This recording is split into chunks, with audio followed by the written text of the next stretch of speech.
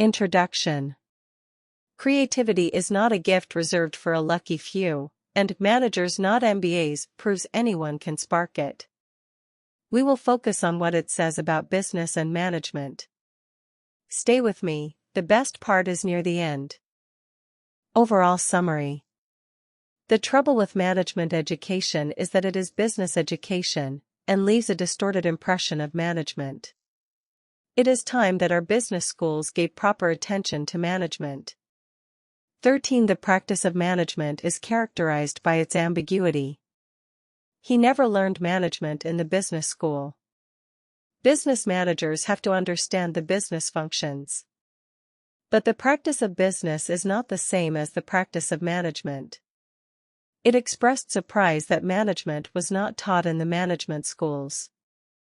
Chapter 1: Management and Education. This is a book about management education that is about management. Easy formulas and quick fixes are the problems in management today, not the solutions. Readers interested in management education will get the messages about management practice as they go along. There is a great and unfortunate divide between management development and management education. While a full discussion of management development would require a book unto itself, the presentation of a framework of basic practices, Management Development in Practice, Chapter 8, can open up vistas for management education. The discussion of the book to this point suggests a set of general principles by which management education can be reconceived. Developing Management Education, Chapter 9.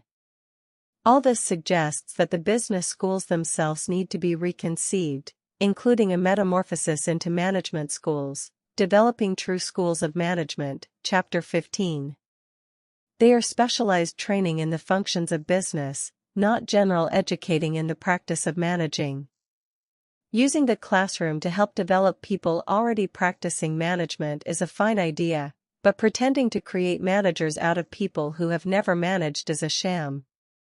Considered as education for management, conventional MBA programs train the wrong people in the wrong ways with the wrong consequences. First, by conventional MBA, I mean full-time programs that take relatively young people, in their 20s, and train them mostly in the business functions, out of context independent of any specific experience in management. Second, I use the words management and leadership interchangeably. Management without leadership is sterile, leadership without management is disconnected and encourages hubris. We should not be ceding management to leadership, in MBA programs or anywhere else. Third, I refer to the schools in question in three ways, usually as business schools, in reference to what most of them are, sometimes as management schools, in reference to what they could be, and, especially in the last chapter, as M/B schools, in reference to what I conclude is the appropriate role for most of them balanced attention to both management and business.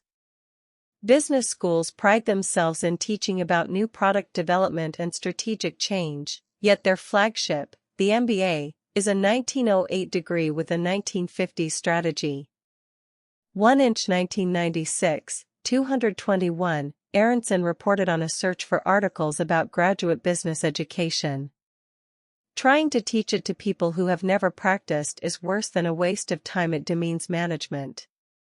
Were management a science or a profession, we could teach it to people without experience. Management is not a science, is about the development of systematic knowledge through research.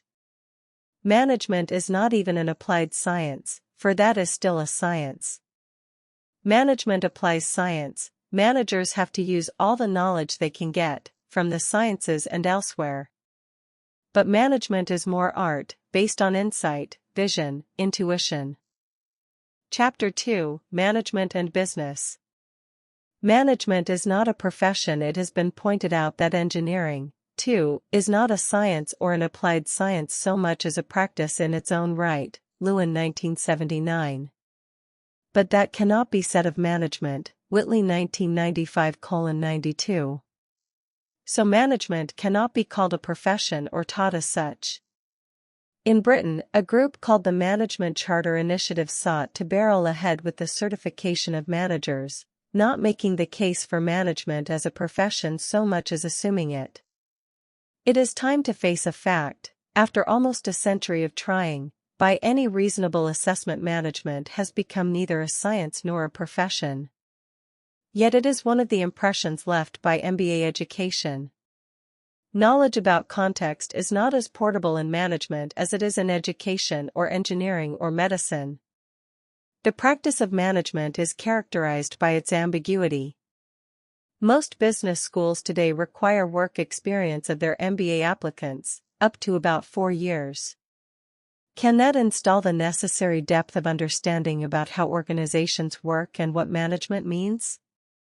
Imagine dropping a young MBA student into a classroom of experienced managers, even in a course on a specialized business function such as marketing or finance. Business is about motorcycle engines, strategy is the means, motorcycle engines are the end. Do MBA programs teach the right people at the wrong time? Yet management is about something the opposite, namely, the acceptance of responsibility. So MBA programs may be inadvertently encouraging an attitude of independence that is fundamentally antithetical to the responsible practice of management. Nicely numerical, all these the business schools' own bottom lines. So instead of practicing management, the would-be manager practices tests. Sure, the schools need some way to select the right people. Universities and business organizations that select managerial candidates on the basis of their records as individual performers often pick the wrong people to develop as managers. That people have become human resources in business schools and so much business practice is further evidence of this problem.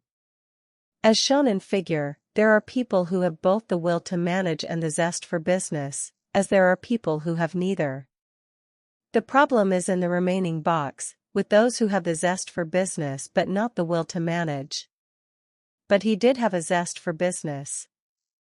The Baruch School in New York describes business schools as incubators for the business leaders of tomorrow. Chapter 3: Business and Management. The business schools take this rhetoric seriously. They welcome people with the zest for business or for power, or for riches, assume they have the will to manage, fill them up with courses on finance, marketing, and so forth, sprinkled with a few about management, not on managing, and then tell them that they are ready to manage. Find an industry you like, get to know it, prove your potential, and practice management. Then get educated in management. Conventional MBA programs, I tell them, are a waste of time for managerial work. In fact, they can distort true managerial potential. A few months later he was accepted at a good business school. The MBA programs not only fail to develop managers but give their students a false impression of managing that, when put into practice, is undermining our organizations and our societies. I will consider the dysfunctional consequences of this education on management practice in the next chapters. But first, a brief review of the history of business education, which will help explain why business schools today use the content and methods they do. Business education began on a positive note but later deteriorated up to the 1950s, when some remarkable changes began to take place. In a paper on the origins of business education, see also Redlich 1957, J. He is thought to have carried these ideas straight into his proposal for the business school that bears his name. Enter the MBA. Dartmouth College was the first school to offer a master's degree in business, in 1900, when it allowed a few undergraduates. Interestingly, the principal impetus for this university-based business education came from academics, economists, psychologists, sociologists, and political scientists, most of whom lacked first-hand knowledge about business and had few ties to businessmen. Nevertheless, they were confident that they could discover an underlying science of business, convey that science to the future leaders of corporate America, and thereby develop a new profession of management. The advent of cases early on, there were two competing themes, one based on general knowledge about business conduct, the other, specialized knowledge about operations of specific industries. He first used them in the undergraduate business program at Northwestern University and subsequently approached Gleason et al. Donham later remarked about his arrival, "I had no theoretical knowledge of business, and my faculty, I found, had little practical knowledge of business." But his was a losing cause. Generalizable business theories did not spring forth from the case studies. 33. On to market success and academic failure from these origins, the business schools rose to prominence in the United States. Management itself was taught in business schools as a collection of vague principles, akin to folk wisdom, for example, that the manager's span of control should not exceed 7. Business was changing rapidly, but the knowledge available to students through both textbooks and cases was not. Schlossman et al. Simon, a brilliant young political scientist, to direct the undergraduate program in business. Chapter 4, Business and Schools. 26. Research should be descriptive above all, especially to understand business and organizations. Prescription could follow, in practice. The classroom is a place to ground the students in the skills of analytical problem solving, in the style of operations research, or management science. With the faltering of the other business schools, GSIA became the great hope. But the report referred to business and businessmen more than managing and managers, which has proved to be an important distinction. Like the phoenix, the business schools thus arose from their own ashes. Research came to the forefront, and doctoral programs flourished as business schools took their place alongside the accepted professional schools and scientific disciplines. It read professional management. While management hardly became a profession or, indeed, received much attention in the business schools at all, research, especially in the functions of business, flourished. Scholars from all sorts of backgrounds gathered in business schools to address issues of marketing, finance, analysis, human behavior in organizations, and so on. Not so the business school pendulum, which has been stuck in one direction for almost half a century. If business schools in increasing numbers move in the how strong is the gravitational pull of respectability, Murray, 1988:71, wrote, even if the only business that could seem to benefit from such attitudes would be the business school business. Soon these functions came to dominate the business schools, around which all its activities were organized.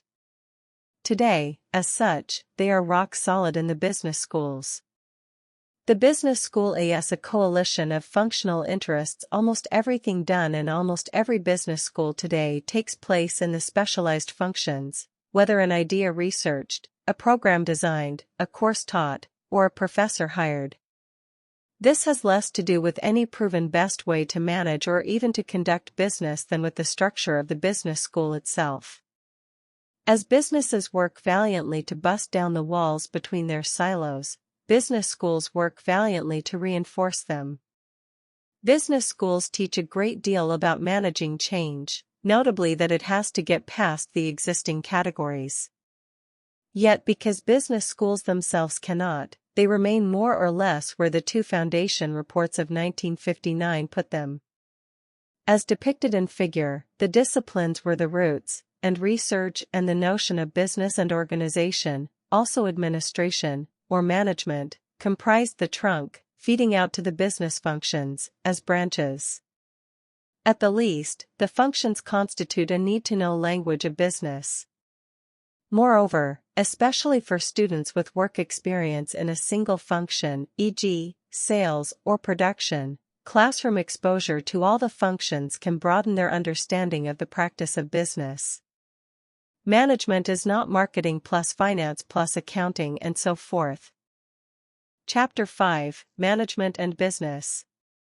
How management became strategy. These courses about management were not so much eliminated as converted to something more compatible with the rest of the MBA curriculum. And ironically, or not, the replacement, right up the alley of the theory-oriented business schools, came from Harvard.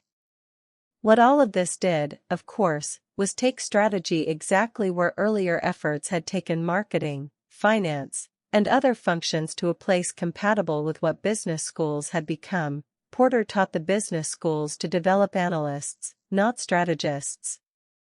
For obvious reasons, the business schools embraced Porter's view.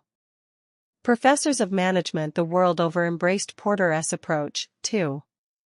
Management as yet another function. It is important to appreciate exactly what this meant. With this shift from policy to strategy, and from concern for synthesis to focus on analysis, the one field in the business school that was supposed to be about general management itself became narrowly specialized. The label strategic management implies that the management of strategy is something apart from management itself, another form of reductionism that has proven terribly destructive in practice, as I shall argue later. Management found its place in the contemporary school of business by becoming yet another specialized function by disappearing once again. As a consequence, these days if you are interested in teaching and researching about management, you may have difficulty finding a job in a business school. The old functions want you, and the new function of strategic management may shun you as well. To conclude, the typical business school today is about specialization, not integration, concerned with the business functions, not the practice of managing. Courses exist about management, but they are not mainstream. That old joke about the MBA standing for management by analysis is no joke at all. Business becomes a collection of functions, strategy, a set of generic strategies and competitive analyses. Even people become analytical things. That is what makes management so difficult, and so interesting. Teaching analysis devoid of synthesis thus reduces management to a skeleton of itself. Think of this as the IKEA model of management education. The schools supply the pieces, neatly cut to size, the students do the assembly. Using the discipline of economics as the basis for studying management permits us to offer the most integrated MBA curriculum of any leading business school. 7. That might well be true. The trouble is that management is not economics. Offer enough of this, and you end up with schools of business technology. Management practice, however, is about pull what is needed in a particular situation. This whole problem of analysis is highlighted by the business school's requirements for mathematics. Closing. That is the heart of managers, not MBAs. If it helped, a quick subscribe keeps more summaries coming. So how do business and management connect? That is exactly where we started. Go back to the top and watch it click into place.